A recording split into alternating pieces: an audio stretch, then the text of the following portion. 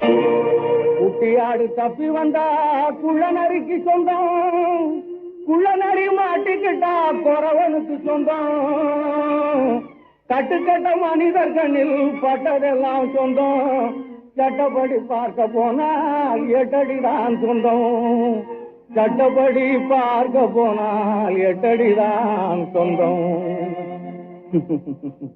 உனக்கெது சொந்தம் எனக்கெது சொந்தம், உலகத்துக்கு எதுதான் சொந்தமடா.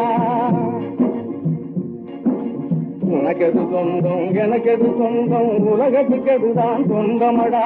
மனக்கிருக்கால் நீ உணருவதாலே வந்த லாபம் அது மந்தமடா.